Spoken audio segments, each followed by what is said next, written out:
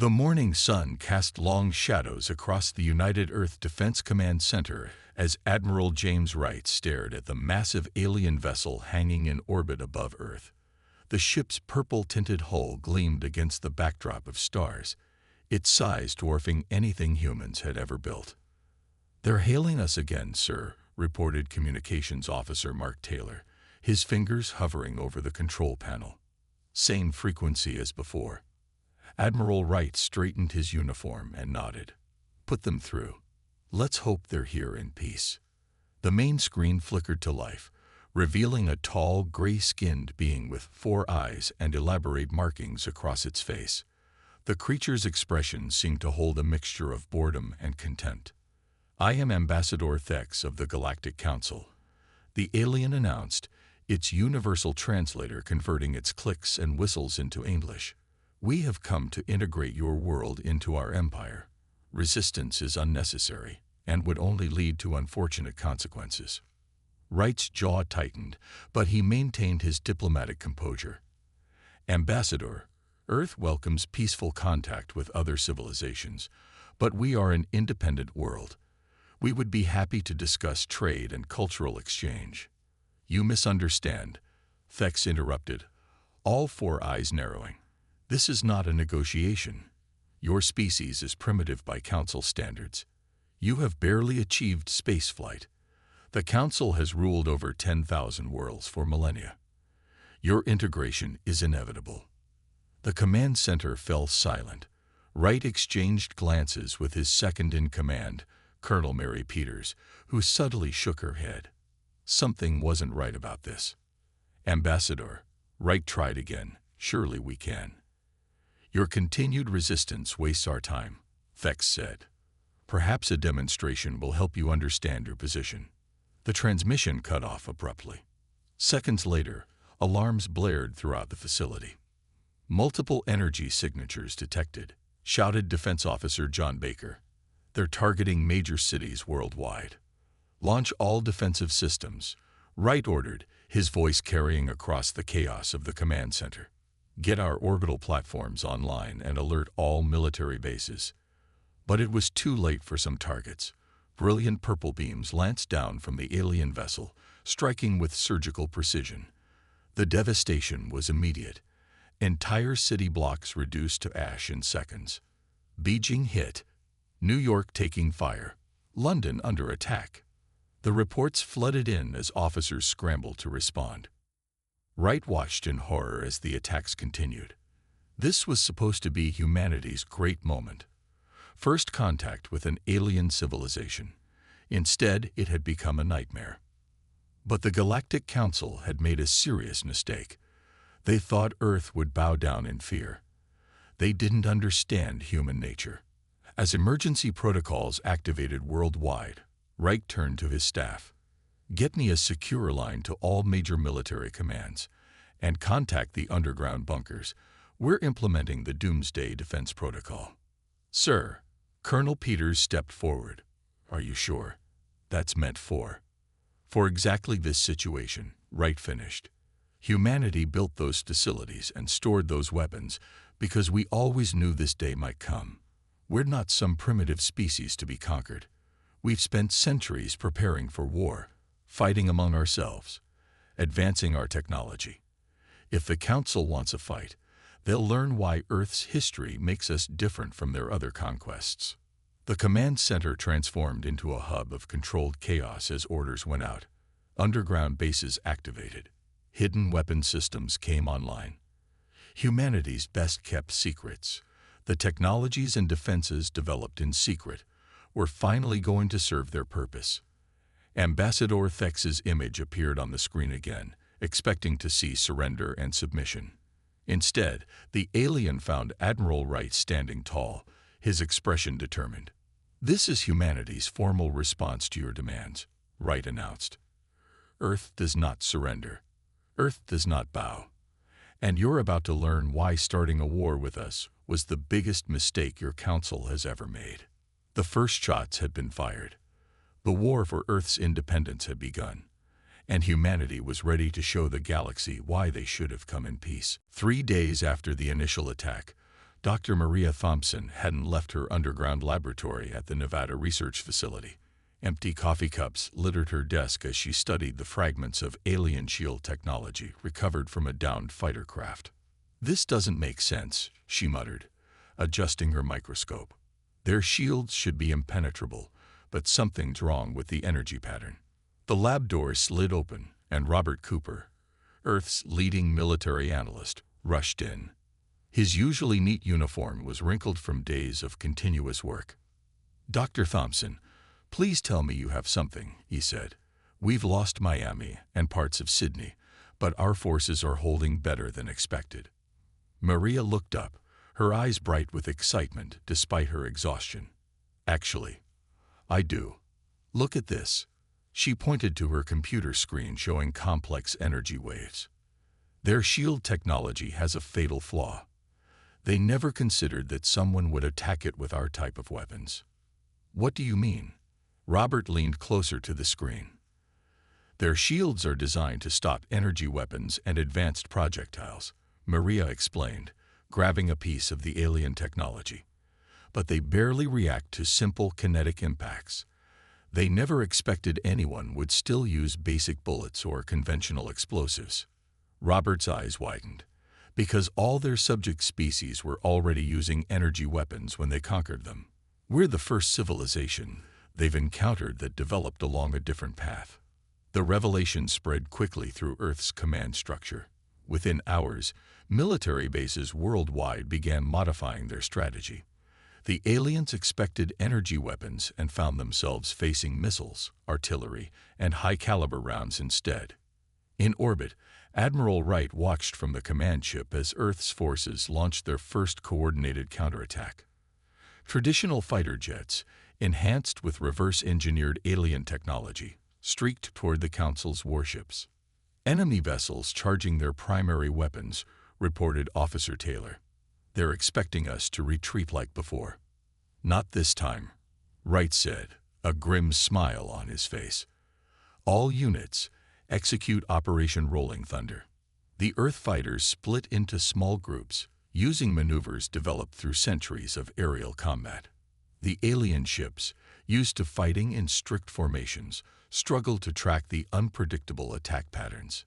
"Their shields are weakening," shouted Colonel Peters. Dr. Thompson was right. Conventional missiles slipped through gaps in the alien defenses, detonating against their hulls. 2 Council destroyers erupted in flames, their crews never expecting such primitive weapons to breach their advanced protection. Back in the Nevada facility, Maria and Robert watched the battle data pour in. "We're not just surviving," Robert said, analyzing the combat footage. "We're actually hurting them. Look at their formation. They don't know how to handle guerrilla tactics." "It's more than that," Maria added, pulling up more research data. "I've been studying their biological scans. They're physically weaker than humans. Their species evolved on low-gravity worlds. In ground combat, our soldiers have a natural advantage." The news kept getting better. Around the world, humans were adapting, innovating, and fighting back. In Brazil, soldiers used jungle warfare tactics to ambush alien ground forces. In Russia, conventional tanks, modified with salvaged alien armor, pushed back against Council troops unused to fighting in cold conditions. Admiral Wright received the updates with growing confidence. "Send word to all commands," he ordered. "We've found their weakness. Humanity doesn't need to match their technology. We just need to fight our way." The Council forces began to retreat from Earth's atmosphere, their losses mounting. Ambassador Thex's voice came through the command channel, shock evident in his tone. "This is impossible." The alien diplomat sputtered. "You're nothing but primitives." "No," Wright responded calmly. "We're humans. We've spent our entire history fighting and surviving. You should have studied us better before starting this war." As the alien ships pulled back to regroup, Earth's leaders gathered to plan their next move. They had survived the first wave. They had discovered crucial weaknesses, but everyone knew this was just the beginning. Maria looked at her latest test results and smiled. They thought they were coming to conquer a primitive species, she said to Robert. Instead, they just woke up humanity's fighting spirit. The Council was about to learn that sometimes the most dangerous enemy isn't the most advanced. It's the one that never stops fighting back. Captain Lisa Brown crouched in the shadows of a destroyed building, watching alien patrols march past. The Council forces thought they controlled this section of London, but they couldn't have been more wrong. Team Alpha in position, she whispered into her modified radio. The device, enhanced with stolen alien tech, could bypass Council monitoring systems. Ready to begin Operation Ghost. Her team had spent weeks studying alien communication patterns. Now they were ready to strike at something more valuable than ships or weapons: information. Inside a hidden bunker beneath the ruins, tech specialist Mike Williams made final adjustments to their hacking equipment. Their systems are complex, he reported through the radio, but they never expected anyone to physically tap into their network. They rely too much on wireless security. Begin the upload, Lisa ordered. Let's show them another human surprise. The mission was part of Earth's new strategy. While the Council believed they were fighting a weakened, surrendering planet, humanity was actually preparing its biggest counterattack yet. Miles away, in a secret facility under the Rocky Mountains, Dr. Tom Anderson studied a captured alien fighter. His team had made incredible progress understanding their technology. It's like they stopped innovating centuries ago, he told his colleagues.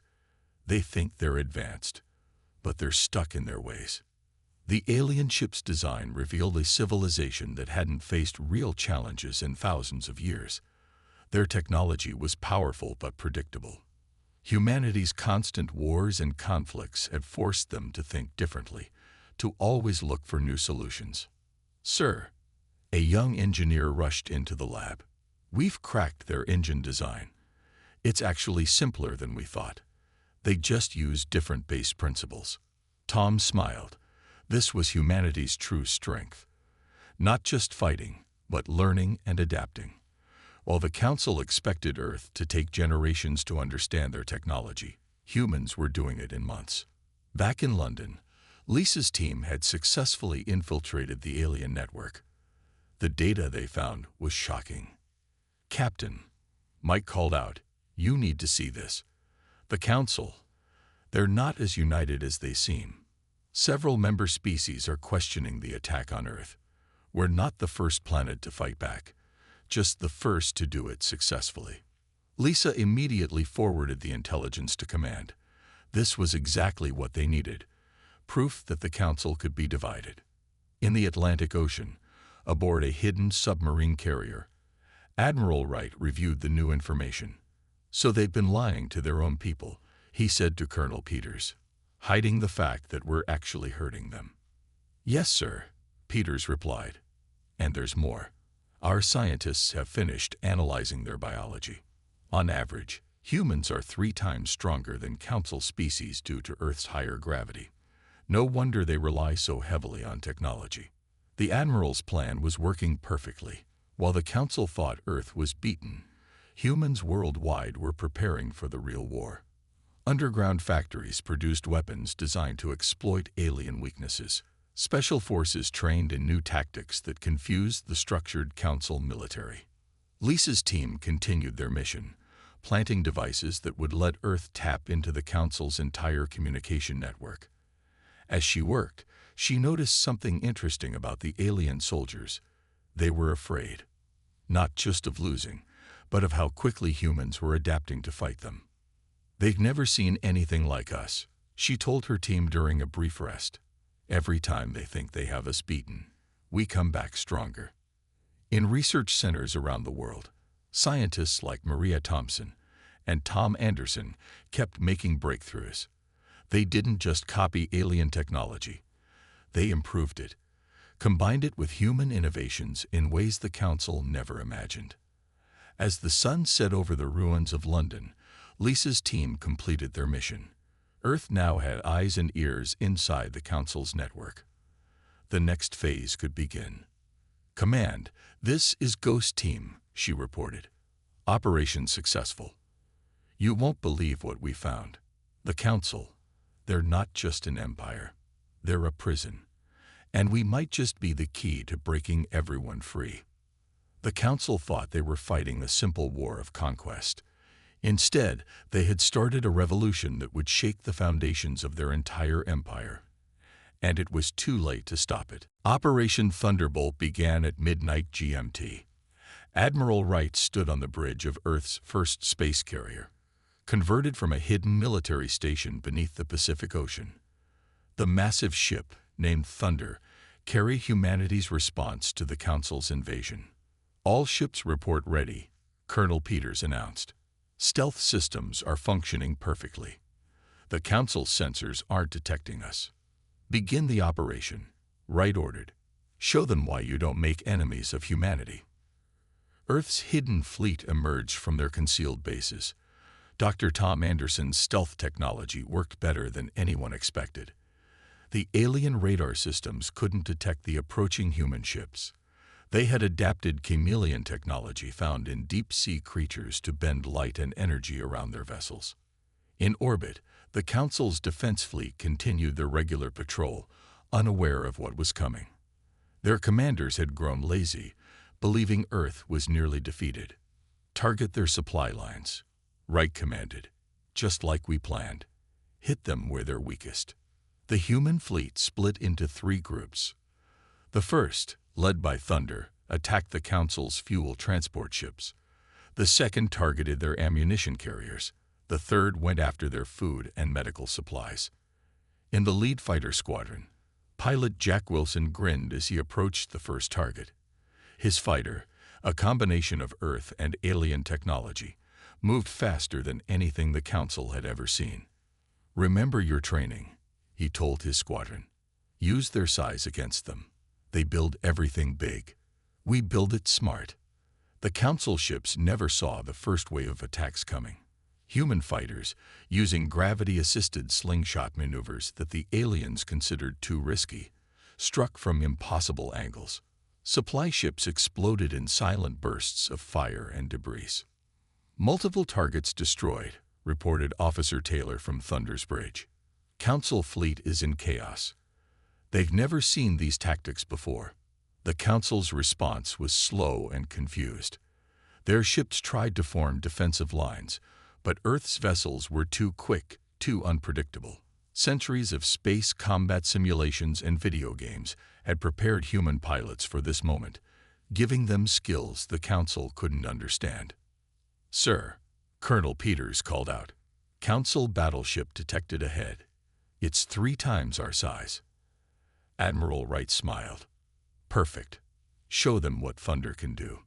The Earth carrier approached the massive alien vessel. The Council ship fired its main weapons, but Thunder's shields, based on Dr. Thompson's improved designs, held strong. "Fire the main gun," Wright ordered. Thunder's primary weapon, developed in secret by combining Earth's nuclear technology with alien power systems, launched a concentrated beam of energy. The blast cut through the Council battleship's shields like they weren't even there. "Direct hit," Peters shouted. "Enemy vessel disabled." "Wait. Sir, we're being hailed." The Council ship's commander appeared on screen, his 4 eyes wide with shock. "How? How did you develop such weapons? You were primitive just months ago." "You made a mistake," Wright replied calmly. "You judged us by your standards. You never understood that humanity's greatest strength is how quickly we learn and adapt." The battle continued across the solar system. Council supply lines broke under the sustained attack. Their mighty fleet, cut off from fuel and ammunition, began to retreat. "Sir," Officer Taylor reported, "we're picking up transmissions. Videos of our victory are spreading through the Council's networks. Other species are watching." This was part of the plan, too. Lisa's team had made sure every Council world could see humanity's victory, see that the mighty Council wasn't invincible. Back on Earth, in the underground command center, Dr. Thompson watched the battle data with satisfaction. "Their whole empire is built on fear," she said to the assembled leaders. "Fear of their superior technology and unbeatable fleets. Today we showed everyone that they can be beaten. As the Council forces retreated in disarray, Admiral Wright sent one final message to their command. This was just the beginning. You came to our world uninvited, threatened our people, and tried to make us slaves. Now you'll learn why Earth's history made us different, why humans never give up.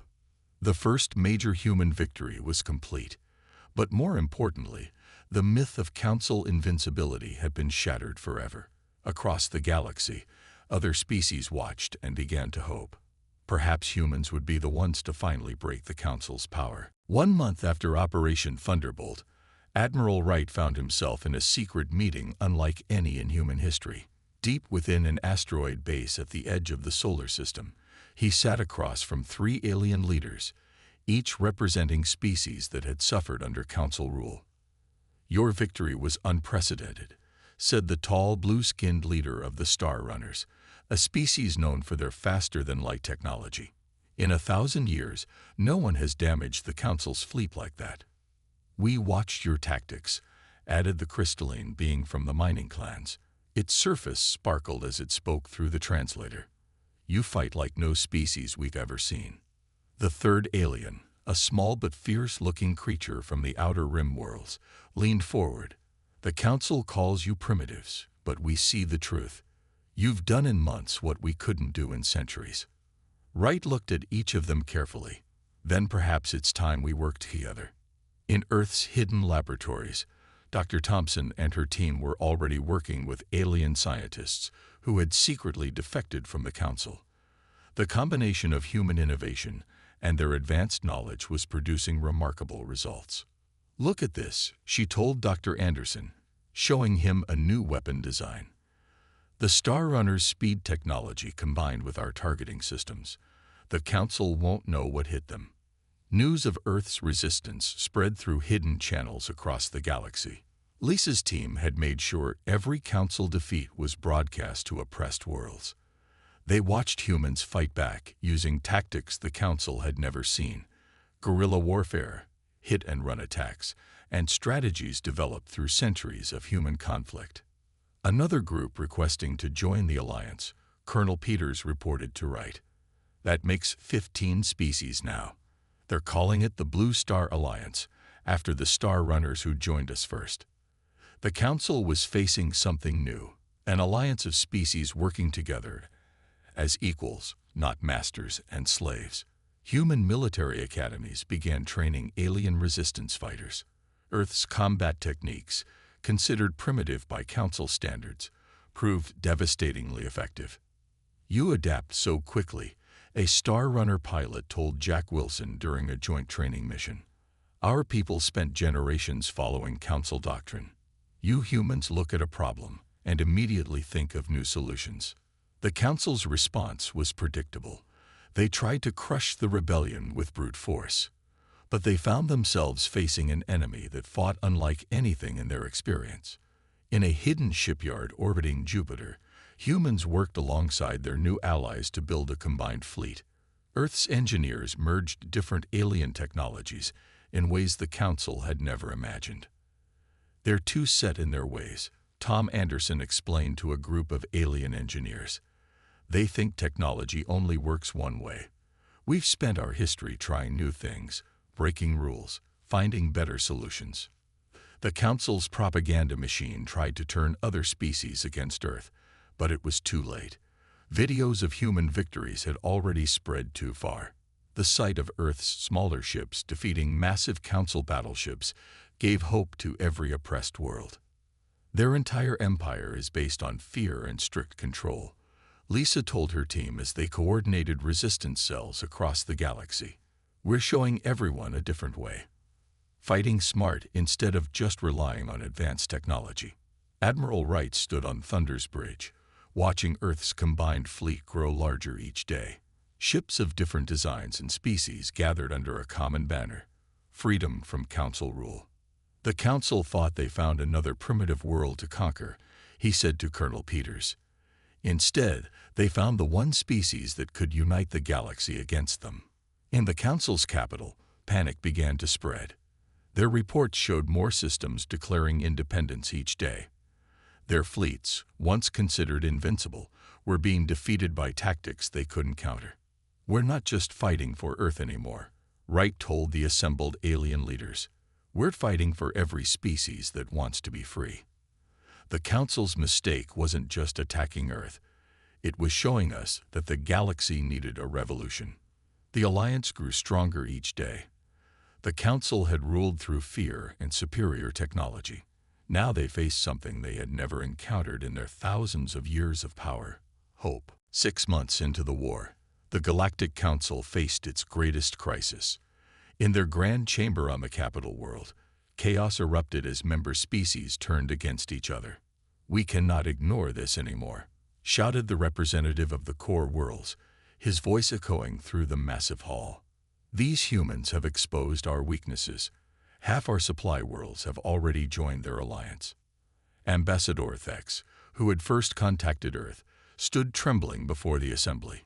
"If we combine our remaining fleets—" "No," interrupted another council member. "My people will no longer support this war. The humans fight with honor, while we try to enslave them. We are joining the Blue Star Alliance." Across the galaxy, the Council's perfect order crumbled. Their strict military doctrine, unchanged for thousands of years, failed against human innovation and adaptability. On the Bridge of Thunder, Admiral Wright reviewed the latest intelligence from Lisa's network. 3 more Council battle groups have surrendered, Colonel Peters reported. "Their crews are requesting to join our forces." "Show me the status of their main fleet," Wright ordered. The holographic display showed the Council's remaining ships gathering for a final stand. They still had impressive numbers, but their formation was rigid, predictable, exactly what human tactics were designed to counter. In the weapon labs, Dr. Thompson made final adjustments to their newest technology. "The shield breaker is ready," she told Dr. Anderson, "based on their own design principles, but modified in a way they never imagined. Their entire defense network will fall." "They never understood our greatest strength," Anderson replied, checking the calculations. "Humans don't just copy technology. We improve it, combine it in new ways. Every failure teaches us something new." The combined fleet of Earth and its allies prepared for the final battle. Ships of all sizes and designs gathered. Former Council vessels now painted with the blue star of freedom, human carriers bristling with hybrid technology, and swift Star Runner ships equipped with Earth's advanced weapons. "All ships report ready," Officer Taylor announced. "The mining clans have disabled the Council's deep space sensors. They'll never see us coming." Admiral Wright addressed the fleet, his words translated for all species. The Council thought their empire would last forever. They thought their technology made them invincible. But they forgot the most important lesson. Strength isn't just about having the biggest ships or the most advanced weapons. It's about the will to fight, to adapt, and to stand together. The battle began with a devastating surprise. Dr. Thompson's shield breaker worked perfectly, shutting down the Council's defensive screens with a pulse of energy they never expected. "Multiple Council ships disabled," reported Colonel Peters. "Their formations are breaking." Jack Wilson led the first wave of fighters, human pilots flying alongside alien allies. "Remember your training," he told them. "Hit and fade, just like we practiced. Don't let them predict your moves." The Council fleet tried to respond, but their rigid tactics were useless against the fluid, unpredictable attacks of the combined force. Ships they considered primitive slipped through their defenses, striking critical systems with surgical precision.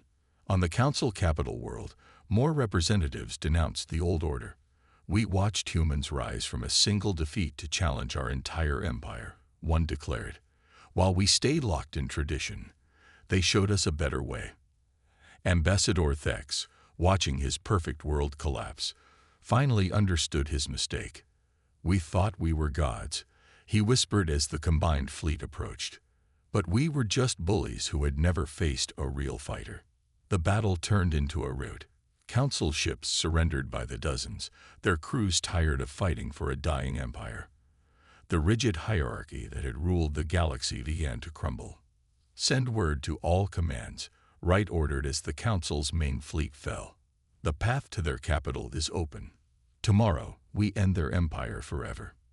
As celebration erupted across the free worlds, Wright looked at the battle display with satisfaction. Humanity had done more than just defend Earth. They had shown the galaxy a new way forward. The Council's perfect order was falling, replaced by something stronger. Unity born of freedom, not fear. The Council's capital world looked different than anyone expected. Instead of a shining paradise, Admiral Wright saw a planet of stark contrasts. Gleaming towers for the elite, while servant species lived in shadows below. "How fitting," Colonel Peters said as Thunder led the fleet into orbit. Their whole empire was built on lies. On the surface, the last loyal Council forces had barricaded themselves in the Grand Assembly building.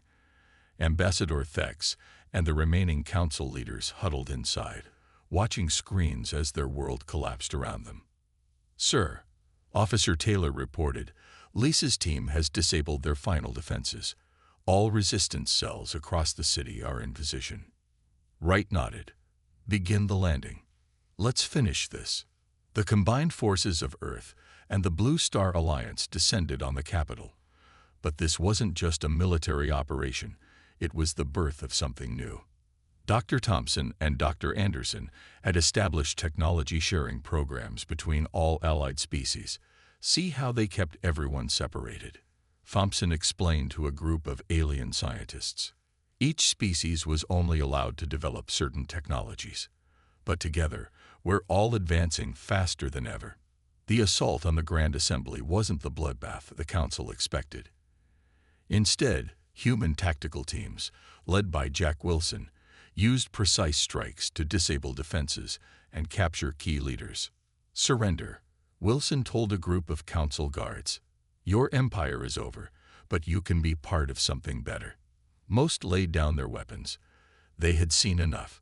The Council's myth of superiority had been shattered, replaced by proof that cooperation was stronger than control. Lisa's team, working with resistance fighters from a dozen species, secured the Council's central database. "Everything is here," she reported. "All their secrets, all their lies. The galaxy will know the truth." Ambassador Thex and the Council leaders were found hiding in a secure bunker. As human soldiers led them out, Thex finally spoke the words that marked the end of an era. "We surrender." The Council submits to human authority. But Wright surprised everyone with his response. "No," he said firmly. "We didn't fight this war to become the new Council. We fought it so every species could be free." In the following days, representatives from all allied species gathered in the same chamber where the Council had once ruled. The difference was clear. Instead of a hierarchy, with some species above others, all sat as equals. "The galaxy needs a new way forward," Wright told the Assembly. "Not an empire, but a true alliance. Every species contributing their strengths, helping each other grow." Dr. Thompson presented the first initiative. "All technology will be shared. No more secrets, no more keeping certain species from advancing. We'll face the future together." The former Council worlds watched in amazement as human teaching centers opened across the galaxy. Earth's universities welcomed alien students, while human experts helped other species develop their own unique paths of progress. "That's the real difference," Lisa told a group of alien resistance leaders. "The Council thought advancement only went one way, their way. Humans know there are endless possibilities, endless ways to grow and improve." Jack Wilson established the first multi-species combat training program. "Everyone has something to teach," he told his diverse group of students. "Humans learned war the hard way, but we can help others learn protection without suffering." Ambassador Thex and other Council leaders faced trial for their crimes. But even here, humanity surprised the galaxy. Instead of revenge, the trials focused on truth and reconciliation. "Punishment alone doesn't build a better future," Wright explained to the Assembly. "We need to understand the past to avoid repeating it." 1 year after the war began, the new Galactic Alliance was formally established. The blue star that had once represented rebellion now stood for unity and progress. Ships of all species flew together, exploring and protecting their shared space.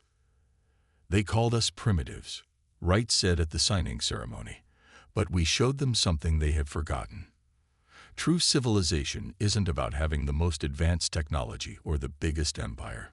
It's about working together, learning from each other, and always striving to be better.